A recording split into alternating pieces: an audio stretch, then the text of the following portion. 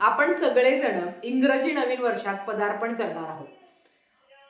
जरी म्हटलं की मराठी नवीन वर्ष हे चैत्र प्रतिपदेला सुरू होतं आणि जेव्हा मराठी नवीन वर्ष सुरू होतं तेवढाच सागर संगीत सोहळा आपण करत असतो. आध्यात्मिक दृष्ट्या सुद्धा तेवढं महत्वाचं असतं.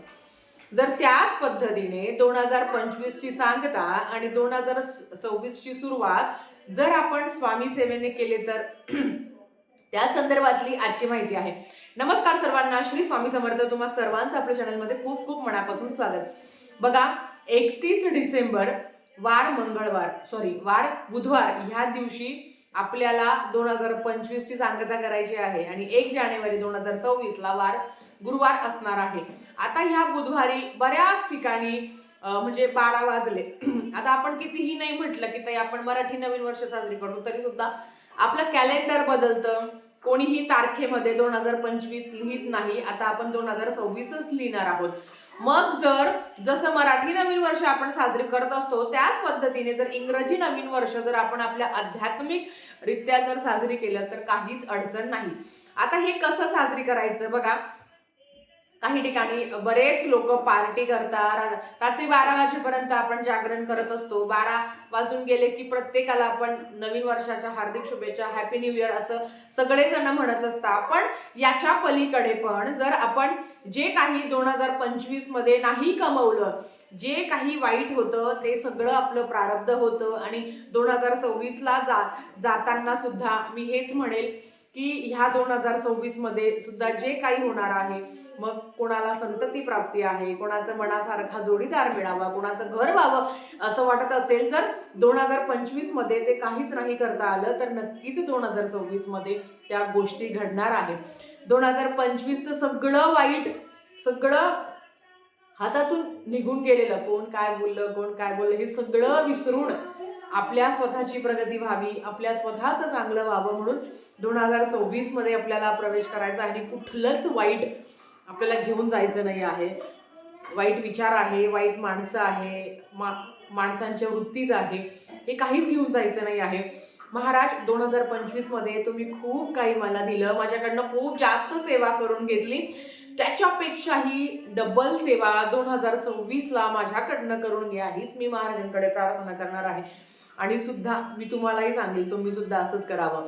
बघा, बऱ्याच ठिकाणी फटाके फोडले जातात, रात्री 12 वाजेपर्यंत मांसाहारच्या पार्ट्या केल्या जातात. गच्चीवर असेल किंवा बाहेर जातो आपण, हॉटेलला जातो, नाना प्रकारचे पदार्थ खात असतो, मजा करत असतो आणि नवीन वर्षाचं स्वागत असं करत असतो. पण मला वाटतं जर या नवीन वर्षाचं स्वागत जर स्वामी सेवेने केलं तर, या नवीन वर्षाचं स्वागत आपल्या गुरूंच्या सेवेने केलं तर, भले मग तुम्ही आता कोणी स्वामी समर्थांची सेवा करतं, तर कोणी दत्त महाराजांची करतं, कोणी श्रीपाद श्रीवल्लभांची करतं, तर कोणी साईबाबांची करतं.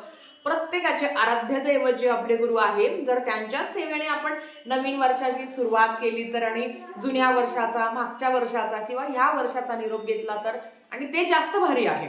मला तरी असं वाटतं की आजपर्यंत सद्गुरू वामनराव पै खूप असं छान त्यांचा संदेश असतो की आपलं म्हणजे क्वालिटी, स्टँडर्ड ऑफ लिव्हिंग काय आहे, त्याच्यापेक्षा क्वालिटी ऑफ लिव्हिंग काय आहे ना, ते महत्वाचं आहे.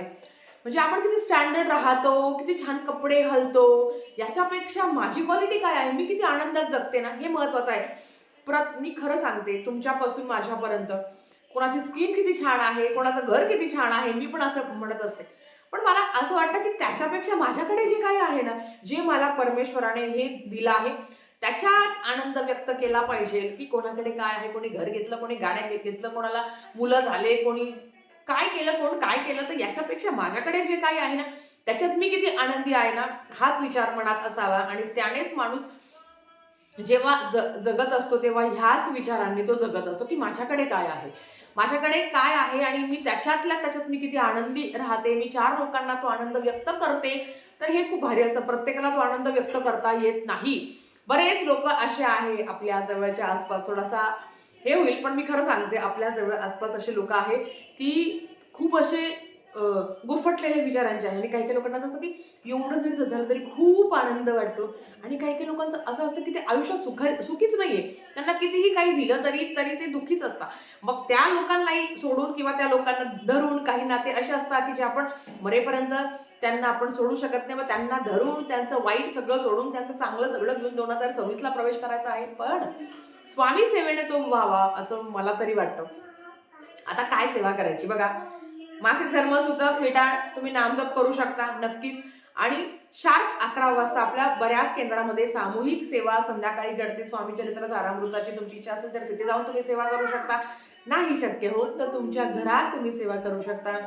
हॅपी न्यू इयर म्हणण्यापेक्षा जर रात्री 12चा म्हणजे 12 वाजले तर मग हॅपी न्यू इयर फटाके वगैरे फुटल्यावर कळूनच जातं की 12 वाजले आणि लोक आता सेलिब्रेट करतात.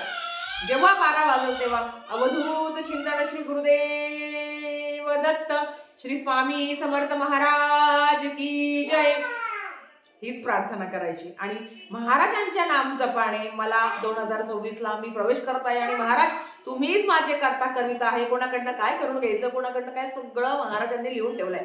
तुम्ही आणि मी फक्त निमित्त मात्र आहोत की आपण ह्या प्रसंगाचे निमित्त मात्र आहोत. तर नक्कीच मी सगळ्यांना सांगेल की महाराजांचं मग तुम्ही स्वामी चरित्र सारामृताचं पठण करू शकता. आता तुम्ही म्हणता की ताई लहान बाळ आहे एवढं 12 वाजता नाही पठण करू शकत, किंवा तुम्ही 11ला जरी पठण दिलं तरी 12 पर्यंत ते होऊन जातं.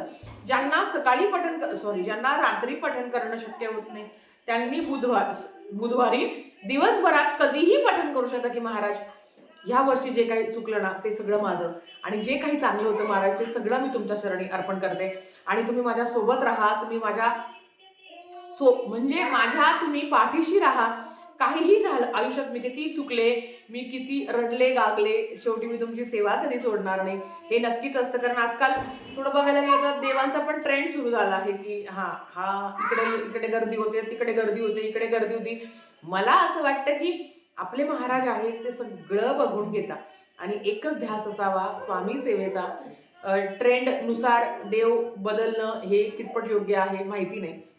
दर्शनाला जावं, पण मग हिचं चांगलं झालं, हिचं ह्या देवाने केलं नाही, तिचे ते कर्म होते चांगले म्हणून त्या व्यक्तीचं चांगलं झालं. आणि आपले महाराज आहे ना सोबत, सगळ्यांचं रूप एकच आहे. पण जेव्हा वेळ येते मग तेव्हा देव पण विचार करतो की नाही आता जाऊ दे, हे देव करल ते देव करल. मग त्याच्यापेक्षा एकाच देवावर विश्वास ठेवावी, श्रद्धा ठेवावी, ते नक्कीच आपलं चांगलं करतात. तर स्वामी चरित्र सारामृत अखंड वाचावं, एकदा तरी वाचावं, दुपारी तरी वाचावं. 11 किंवा 11:30च्या दरम्यान आपण जागरण करतोच, किती नाही म्हटलं तरी 11-11:30च्या दरम्यान नामजपाची माळ घ्यावी. श्री स्वामी समर्थ, श्री स्वामी समर्थ, श्री स्वामी समर्थ. स्वामी नामाच्या जय जय घोषाने तुम्ही नवीन वर्षाची सुरुवात करावी.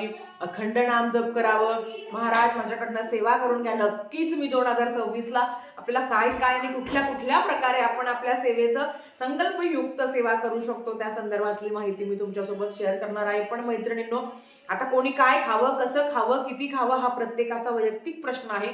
मी त्याच्यावर काही भाष्य करत नाही. पण मला असं वाटतं की नवीन वर्षाची सुरुवात मांसाहार, धूम्रपान, मद्यपान करण्यापेक्षा जर स्वामी सेवेने केलं तर नक्कीच चांगलं आयुष्यात घडेल. आता मी अगेन सांगते, तुमची इच्छा, तुम्हाला खायचं नाही खायचं ते तुम्ही ठरवा. पण हो ताई, मी आधी वाचून घेते नंतर खाल्लं तर चालेल का, अशा कमेंट्स करू नका. कारण तुम्ही ती एवढी मोठी सेवा तुमच्याकडनं घडते, 11 माळे जप तुमच्याकडनं घडतो, स्वामी चरित्र सारामृत तुमच्याकडनं घडतं, आणि त्याच्यानंतर तुम्ही मग मांसाहार करता, त्या सेवेचं काय फळ मिळणार आहे. बाकी सगळं तुमचं वैयक्तिक बरं का. कारण प्रत्येकाला आपापलं तेवढं कळत असतं. माझं काम आहे तुम्हाला सांगणं की आपण सगळेजण सामूहिक सेवेने, आता ही सामूहिक सेवा नक्कीच लोक 12 वाजता, ताई मग मी स्वामी चरित्र न वाचता जर मी 12 म्हणजे 12 वाजता जर मी व्यंकटेश स्तोत्रमचं 21 म्हटलं तरी तर करू शकता. किंवा ताई मी महाराजांचं तारक मंत्र म्हणू शकते का, नामजप करू शकते का, किंवा अजून काहीतरी असेल, मग मी हनुमान चालीसा, तुम्हाला जी सेवा आवडते ना ती तुम्ही करा. मग ताई आम्ही म्हणजे दत्त महाराजांची सेवा करू शकतो का, घोरकष्टोद्धारण करू शकतो का, दत्त चालीसा पठण करू शकतो का, जे तुम्हाला आवडतं ना ते तुम्ही करा. माझं काम आहे तुम्हाला सांगणं. बाकी कोणी काय करावं, किती करावं हा प्रत्येकाचा वैयक्तिक प्रश्न आहे. पण मला माहिती आहे नक्कीच तुम्ही सुद्धा माझ्यासोबत आपण छानपैकी महाराजांचं नामजप करून नवीन वर्षाला सुरुवात करूया. आणि नक्कीच तुम्हाला सांगते, जो महाराजांचं नामजप करून नवीन वर्षाला सुरुवात करतो, भले ते इंग्रजी असो नाही तर मराठी असो, महाराजांचा वरद हस्त त्याच्यावर अखंड असतोच. आता ज्यांनी 31 डिसेंबरला सेवा केली नाही त्यांना काही महाराज प्राप्त होणार नाही, त्यांच्यावर कृपा करणार नाही असं अजिबात नाही आहे. जेव्हा जेव्हा वेळ येते तेव्हा तेव्हा महाराज आपल्याला.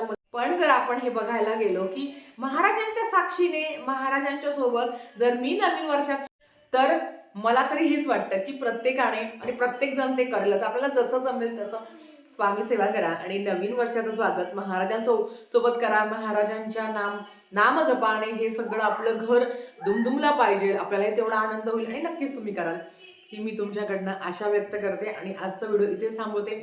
आवडला असेल तर लाईक, शेअर, सबस्क्राईब करा. भेटूया परत अशाच एका नवीन व्हिडिओ सोबत. तोपर्यंत श्री स्वामी समर्थ.